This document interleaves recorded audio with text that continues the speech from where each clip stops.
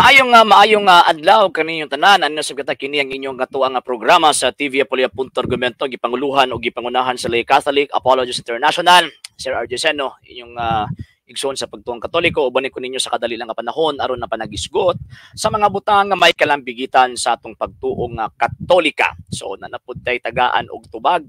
Dapat daw ang ngalan sa iglesia nga ato ang gipasakupan dapat daw nakasulat sa Biblia letra por letra. Mabito nga perti ng hambugan na nila. Dagko kay tawag ini mga pangalan sa ilahang gitawag og iglesia, ginabutang nila sa ilahang mga karatula, di ba? United Pentecostal Church, Alliance Church, the Born Again Church, unsa pa kini mga mag-create nila nga mga names, and at the same time sa Sabadista, Seventh Day Adventist, Iglesia ni Cristo ni Manalo, Jehovah's Witnesses, daghan kaayong mga titulo, mga termino nga ilang gipanggamit gipabutang sa ilang karatula kay paghatag daw kuno nagpahimug-at nga kining maong ilahang gitawag pundok tinuod kay kuno ang mga pangalan sa ilang iglesia nakasulat daw kuno sa Biblia. So ang pangutana tinuod ba kana? Dili. Nganong dili man? Number one, si Kristo nagtukod siyang iglesia, never siya naghatag og pangalan siyang iglesia. Ngano? Anong tawag ini wa man siya naghatag og ngalan sa iyang iglesia tungod sa hinungdan nakabalo siya sa umaabot nga panahon na ay magbitbit sa iyang gitawag og ngalan. Unya maghimo pagid mga milagro manang St. Matthew chapter 24 verse 45 and 24. Unya pagkahuman kini mga tawahanan nagdala sa nagbitbit sa pangalan sa ato ang Ginoong Jesucristo. So manang wa niya nganli ang tawag anang iyang iglesia nga naman tungod kay kabalo siya nga naay mga bugos, naay mga fake, naay mga mini nga gitawag og mga magtutudlo magbitbit sa iyang ngalan unya manlimbong natong gitawag og mga Katoliko. Mo nang wa niya nganlit pero wa nagpasabot nga dili pwedeng ginganlan.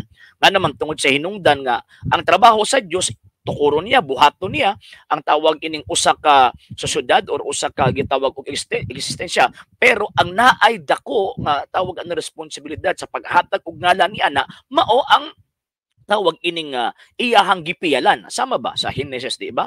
Nagbuhat ang Dios sa tanang kabuhatan o gibuhat niyang tao o gitagaan niyang responsibilidad ang tao nga maggalan sa tanan niyang gibuhat.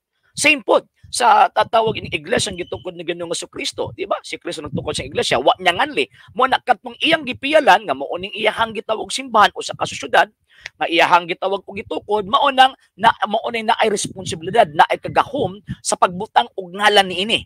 Mao na nga naguna ang tawag ng society ulahi na ang official name, pero actually before gi-declare ang official name na ani mga gitawag og description ni ining maong gitawag og simbahana sa 1st, 2nd, 3rd century, the one church, the Holy Church, the Catholic Church, the Apostolic Church, the Roman Church. So kanang maong gitawag og description niya mao ang gigamit ni adtong 1869 1870 nga himuon nga official name nga naman kay gigamit namang daan sa una, ikaduha ug ikatulong siglo. So munang ayaw mong tuo anang tawag ining dagko kay mga pangalan sa ng iglesia nga naas gawa sa ilang mga kapilya nga naman kay dili na mo ibrahan, dili na mo ibasihan nga tinuod na sila tan-awan ang ilahang gitawag og history. Makit-an ato nga kanang maong ilahang gitawag og mga pundok di gyud na iyan ni Kristo na anay nagkadaiyang mga magtutukod nga naman kay kanang maong mga pundok ka gitukod og tao. So, yun. Sa wala pa nakapag-follow sa to ang mga page, i-follow ninyo nga itong mga page Arjo Roland Sandro II TV, Apolia.argumento page, o Kuya Apologist TV page. Pwede sa mag-send din ha og Facebook stars. And also, sa atong mga channels, sa wala pa nakapag-subscribe, i-subscribe ninyo nga itong mga channels. The Lay Catholic, Apologist International Official, RJ Sandro II TV, Kuya Apologist TV, Barrio Kawayan, Religious Forum. And pwede sa mag-send din na og super stickers, super chats, and super thanks. And sa mga Katoliko na gustong mutabang sa itong program, pwede ninyong ipadangat ninyong tabang pinag mga account numbers, nakaroon din sa mga screens kung nagadagan ng information o pwede sa mo mag-message sa tuwang page kung via remittance sa inyong pagpadala. Daghan kayong salamat sa inyohang walay puas nga suporta ug tabang ni ining maong programa. Ug manapod sa mga gihapon higayon oras ug sa mga gihapon nga gitawag programa. Kumingon Iglesia Servire et Fidem Catholicam Defendere. Maayong adlaw kaning tanan.